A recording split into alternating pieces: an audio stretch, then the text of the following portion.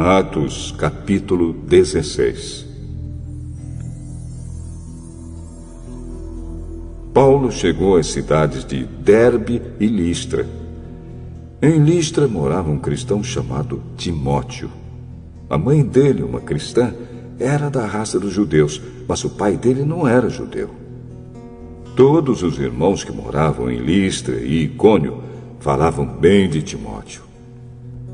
Paulo quis levá-lo consigo e por isso o circuncidou, pois todos os judeus que moravam naqueles lugares sabiam que o pai de Timóteo não era judeu.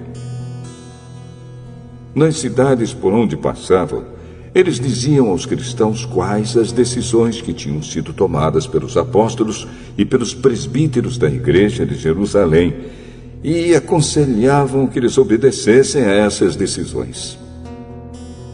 Assim as igrejas ficavam mais fortes na fé e o número de cristãos aumentava cada dia mais. Como o Espírito Santo não deixou que anunciassem a palavra na província da Ásia, eles atravessaram a região da Frígia Galácia.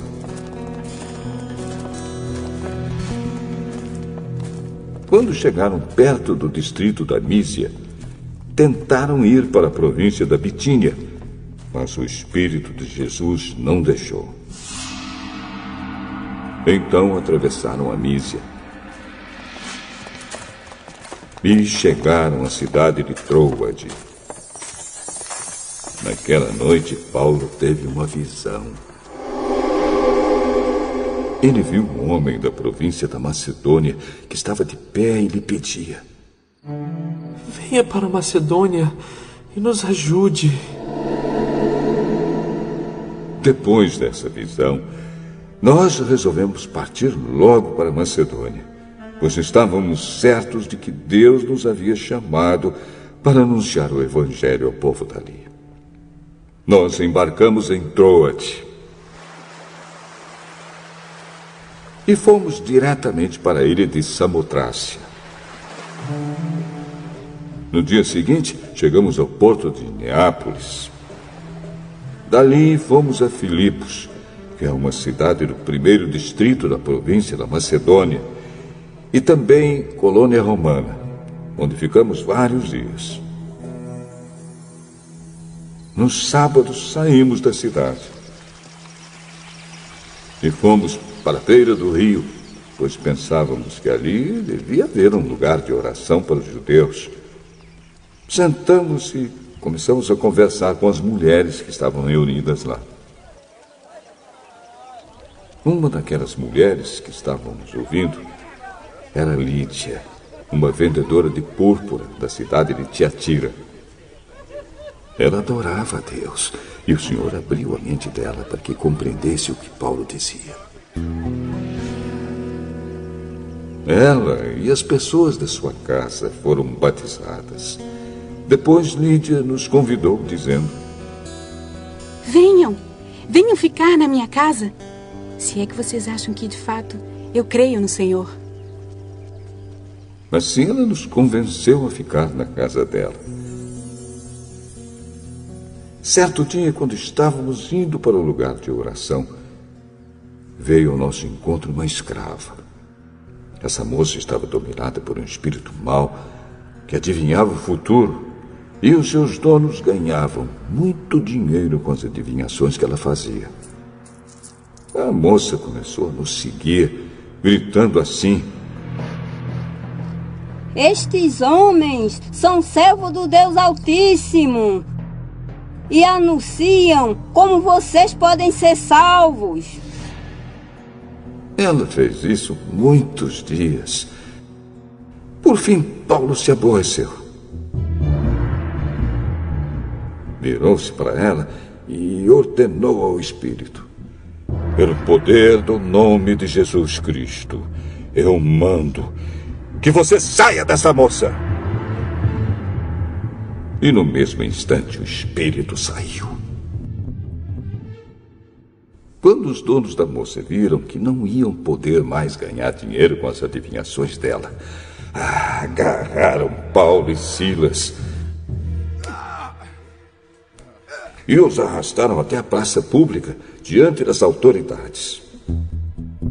Eles os apresentaram a essas autoridades romanas e disseram: esses homens são judeus e estão provocando desordem na nossa cidade. Estão ensinando costumes que são contra a nossa lei. Nós, que somos romanos, não podemos aceitar esses costumes. Aí uma multidão se juntou para atacar Paulo e Silas. As autoridades mandaram que tirassem as roupas deles e os surrassem com varas. Depois de baterem muito neles, as autoridades jogaram os dois na cadeia e deram ordem ao carcereiro para guardá-los com toda a segurança. Depois de receber essa ordem, o carcereiro jogou os dois numa cela que ficava no fundo da cadeia e prendeu os pés deles entre 2 blocos de madeira.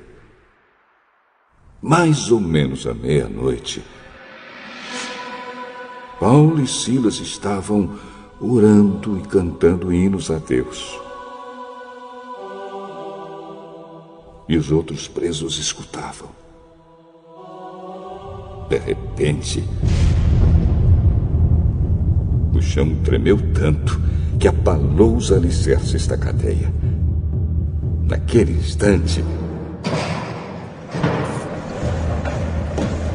todas as portas se abriram e as correntes que prendiam os presos se arrebentaram. Aí o carcereiro acordou. Quando viu que os portões da cadeia estavam abertos, pensou que os prisioneiros tinham fugido. Então, puxou a espada e ia se matar. Mas Paulo gritou bem alto: não faça isso! Todos nós estamos aqui! Aí o carcereiro pediu que lhe trouxessem uma luz. Entrou depressa na cela e se ajoelhou, tremendo, aos pés de Paulo e Silas. Depois levou os dois para fora e perguntou: senhores, o que devo fazer para ser salvo? Creia no Senhor Jesus e você será salvo, você e as pessoas da sua casa. Então eles anunciaram a palavra do Senhor ao carcereiro e a todas as pessoas da casa dele. Naquela mesma hora da noite, o carcereiro começou a cuidar deles, lavando os ferimentos da surra que haviam levado. Logo depois, ele e todas as pessoas da sua casa foram batizados. Em seguida, ele levou Paulo e Silas para sua casa e lhes deu comida. O carcereiro e as pessoas da sua casa ficaram cheios de alegria, porque agora criam em Deus. Quando amanheceu, as autoridades romanas mandaram alguns policiais com a seguinte ordem para o carcereiro: solte esses homens. Então o carcereiro disse a Paulo: as autoridades mandaram soltá-lo. Pode ir embora em paz. Mas Paulo disse aos policiais: eu e Silas somos cidadãos romanos. E mesmo assim, sem termos sido julgados, fomos surrados em público. E depois nos jogaram na cadeia. E agora querem nos mandar embora assim, em segredo? Isso não. Que as próprias autoridades romanas venham aqui e nos soltem. Os policiais foram contar às autoridades romanas o que Paulo tinha dito. Quando as autoridades souberam que Paulo e Silas eram cidadãos romanos, ficaram com medo e foram pedir desculpas a eles. Então os tiraram da prisão e pediram que fossem embora da cidade. Paulo e Silas saíram da cadeia e foram para a casa de Lídia. Ali encontraram-se com os irmãos, animaram a todos e depois foram embora.